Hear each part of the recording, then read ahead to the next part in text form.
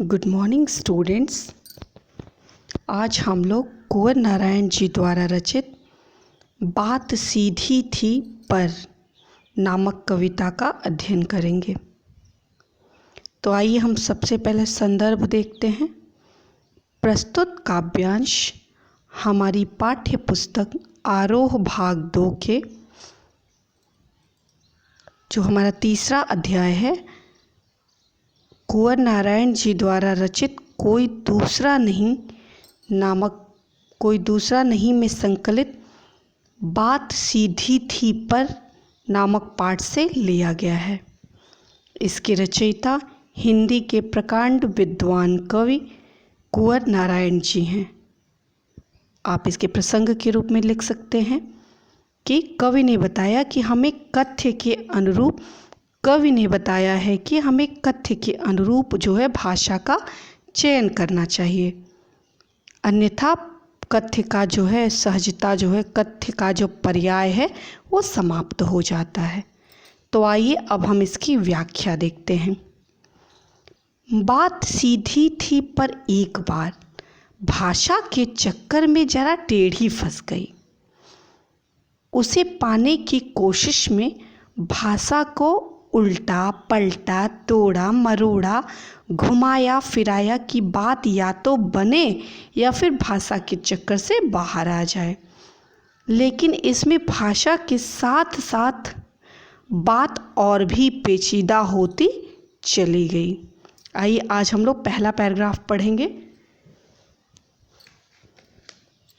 कवि ने बताया कि एक बार में एक सरल बात सीधी थी। कवि एक सरल बात को कहने का अभिप्राय प्रयास में था कि एक सीधी सी बात थी, सीधी सी बात को वो बताना चाहता था। पर हो क्या गया, भाषा के चक्कर में जरा टेढ़ी फंस गई।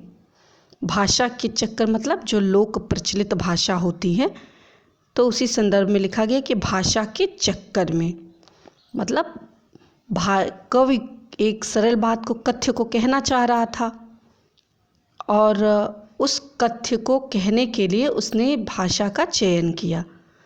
तो वो थोड़ा सा कथ्य और शिल्प में, तो शिल्प के लिए उसने सोचा कि थोड़ा सा जो अच्छी भाषा मतलब कि जो है एक अलग भाषा का जो है हम प्रयोग करें, और उसी चक्कर में फंस करके बात जरा टेढ़ी फंस गई कि का अर्थ हो गया कहने का जो अभिप्राय था वो उलझ करके रह गया।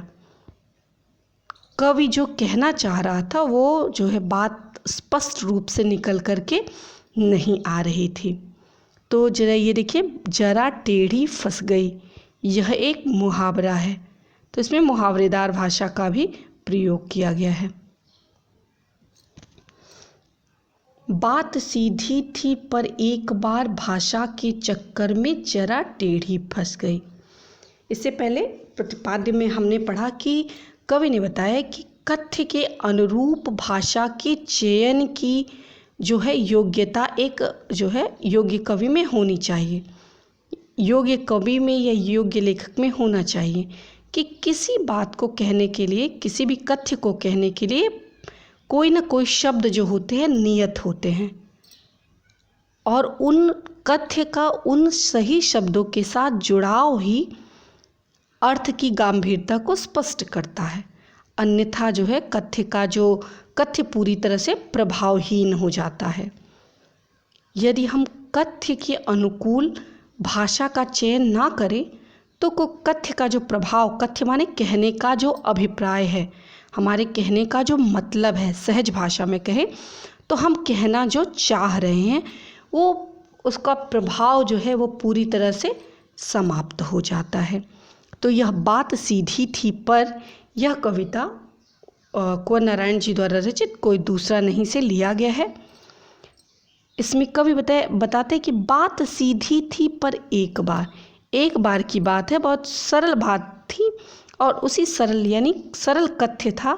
उस बात को कहने के लिए भाषा के चक्कर में, भाषा के थोड़ा लोभ में पड़कर, कवि भाषा के लोभ में पड़ कर के जरा टेढ़ी फंस गई।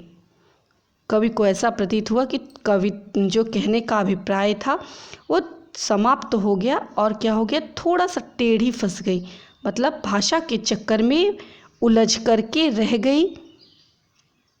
एक तो उसकी जो सरलता थी वो सरलता समाप्त हो गई और कहने का जो पर्याय था वो पर्याय स्पष्ट रूप से समझ में नहीं आ रहा था, तो भाषा के चक्कर में उलझ करके रह गई।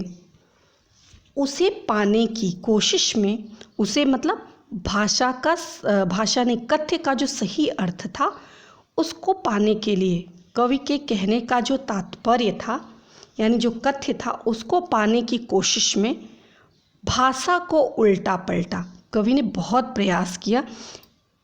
एक तो पहला भाषा के चक्कर में क्या हो गया कि भाषा का जो चमत्कार के लोभ में पड़ कर के कथ्य का जो महत्व था, कहने का जो अभिप्राय था वो तो नष्ट हो गया, और दूसरी बात जिन शब्दों के लिए नए वो शब्द निश्चित होते उस शब्द के उलझाव में कवि पढ़ करके एक अच्छा जो है सुनियोजित शब्द का प्रयोग नहीं कर पाया, तो ये दोनों रूप से विफल हो गया।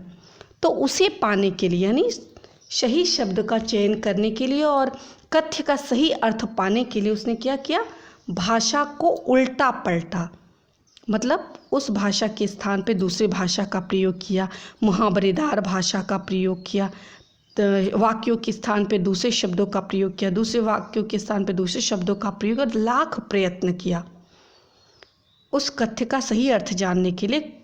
कवि ने बहुत प्रयास किया, भाषा को उल्टा पलटा, इस शब्द को उस दूसरे तरफ, दूसरे शब्द को तीसरे तरफ, इस तरह से तोड़ा मरोड़ा अपनी बात को दूसरे रूप में कहने का प्रयास किया, घुमाया फिराया, अलग अलग शब्दों का चयन किया, अलग अलग उसको घुमा फिरा करके प्रयास किया कि बात या तो बने या फिर भाषा से बाहर आए, दो बातें हो जाएं कि या तो जो मेरे कहने का सरल अर्थ था, कथ्य का जो मतलब था वो या तो स्पष्ट हो जाए, या तो जो भाषा के चक्कर में उलझाव में जो बात का जो प्रभाव है नष्ट हो गया है, उस भाषा के चक्कर से, वो भाषा के उलझाव से बात जो है वो क्या हो जाए, मुक्त हो जाए। तो इसको पाने के लिए कि पहली बात की बात का जो अर्थ है, बात का जो मतलब है वो स्पष्ट हो जाए, एक तो ये बात, और दूसरी बात ये अगर ये ना बन सके तो कम से कम भाषा के चक्कर में जो गोल गोल फंसी हुई है वो उस उलझाव से मुक्ति पा सके। लेकिन इससे भाषा के साथ साथ बात और भी पेचीदा होती चली गई। पेचीदा का अर्थ क्या होता है, और ज़्यादा जटिल। बात माने कहने का अभिप्राय। कवि ने बताया कि मैं चाहता था कि या तो कथ्य का अर्थ स्पष्ट हो जाए, अगर कथ्य का अर्थ नहीं स्पष्ट हो रहा है तो कम से कम इस उलझाव से तो मुक्ति मिले। लेकिन इस को सही ढंग से सुलझा ना पाने के कारण क्या हो गया कि बात जो है और ज़्यादा पेचीदा हो गई, बात का जो अर्थ है वो और ज़्यादा जटिल हो गया। तो यह इस प्रकार जो है पहले पद की व्याख्या है। आइए अब हम इसमें जो है क्या कहते हैं, शिल्प सौंदर्य, भाव सौंदर्य पढ़ते हैं। तो सबसे पहले हम बताएंगे भाव सौंदर्य के रूप में बोलेंगे कि इसमें कवि ने बताया कि कथ्य के अनुकूल भाषा न होने से जो कथ्य का प्रभाव होता है वो समाप्त हो जाता है।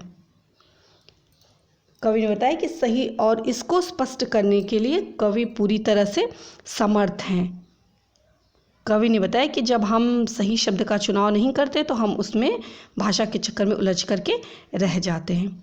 इसके साथ साथ यहाँ पे शिल्प सौंदर्य में हम देखेंगे यहाँ पे भाषा के चक्कर, इस लोक प्रचलित भाषा है।